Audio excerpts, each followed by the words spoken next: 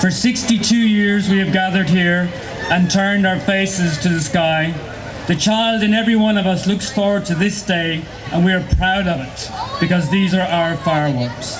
Tonight, we are the spaces in the crowd, the spaces where our loved ones were. I still feel my father's right hand on my shoulder and see the other hand pointing towards the sky.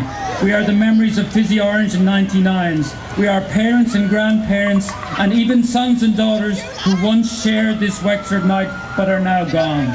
But even though this is a night to remember them, this is not a night for grieving, but a celebration. For the fireworks will light their faces in heaven, and surely the music will be heard on high.